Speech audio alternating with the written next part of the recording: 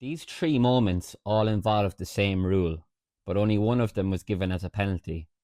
So what's going on? Barcelona, the most recent club to feel aggrieved that the decision wasn't made to give a penalty in their quarter-final first leg against Atletico Madrid. So what's actually going on here in all three of these incidents? A goalkeeper plays the ball to his defender.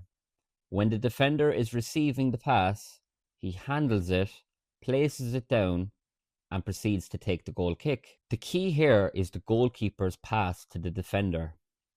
Has the play actually been restarted? Does the goalkeeper's kick constitute the first pass?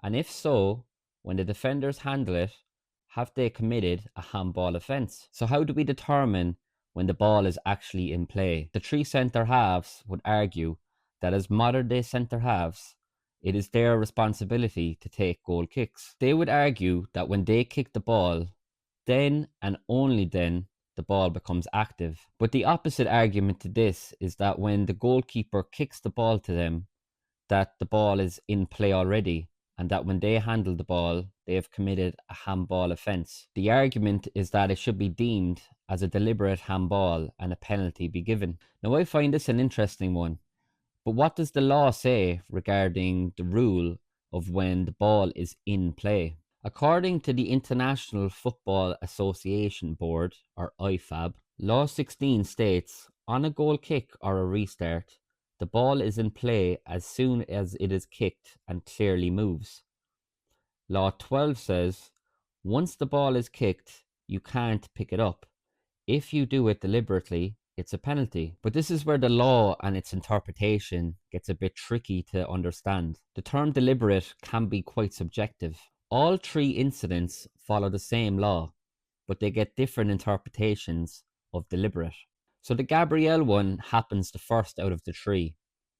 David Raya plays the ball to Gabriel just in front of the 6-yard line.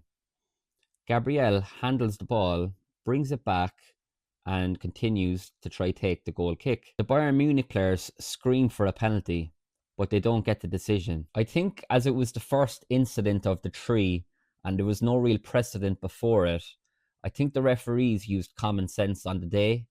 But afterwards, Thomas Tuchel, the Bayern Munich manager at the time, came out and said that the ref had actually told him that he had made a mistake in not giving a penalty. So next we have Tyrone Mings. Emi Martinez kicks the ball to Mings. Notice the direction of the pass he gets. It's a good bit in front of Mings, almost telling him to run onto. I think the argument here that the ball is active and that the pass was the first pass is quite strong. And the referees judged it the same. They judged the pass as being intentional. They penalised Mings for a handball offence, gave the penalty to Club Bruges, and that penalty was converted, which was the only goal in a 1-0 loss. Lastly, and most recently, we have the Atletico Madrid incident. The Atletico Madrid goalkeeper, Musso, plays the pass to Marc. Now note here the direction of the goalkeeper's kick. It's to the 6-yard line, where most centre halves would take the goal kick from. I think this is key in this incident. I think the argument here that this pass is not intentional is quite strong, and the ball deemed being inactive is quite strong. It's common practice for centre halves to take goal kicks on the 6-yard line. So I really think that the direction of the goalkeeper's pass to the centre back here is key. And I believe this is a reason why the referee didn't get involved. Barcelona, however, feel very much aggrieved in this situation, and they believe that the referees didn't follow the right procedures in adhering to the rules. They believe a mistake was made in not giving a penalty. So I guess the bottom line is here, do we want rules to be strictly applied, or is there room for a bit of leeway, a bit of common sense?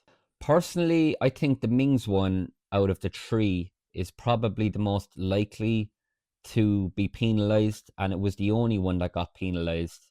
But at the same time, in the spirit of the game, do we really want these decisions to be made where rules are strictly applied? Especially when Mings, I don't believe he's trying to gain any advantage here. I think it's just a complete lapse of judgment.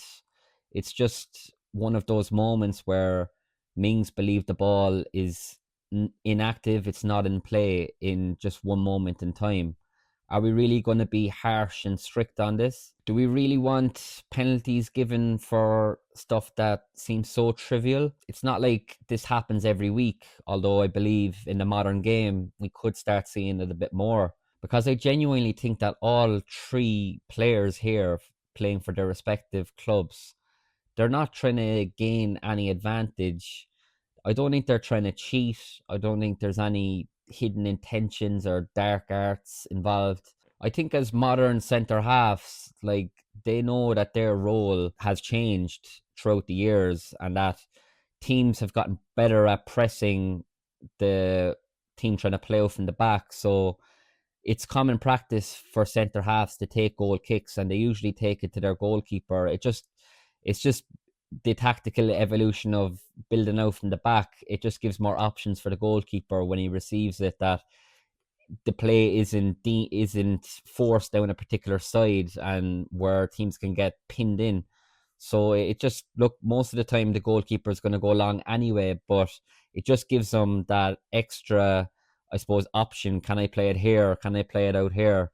Where they're not limited to just one side. I just think that they're coached now and it's ingrained in their memory that they take the goal kicks. When they played the pass, that their touch and their touch only is the first pass. That when they receive the ball from their goalkeeper, that ball isn't active. And I'm going to be quite extreme here. I like to go with extreme examples, but could you imagine in the World Cup final or a Champions League final if the game was decided by a decision like this where it was just one goal in it? It would just give an awful look on the game. I think common sense has to prevail, but at the same time the rule makers or whoever is in charge, the referees, the VAR, there needs to be more clarity for future instances. So yeah, I'm going to put this out there to the people, to the community.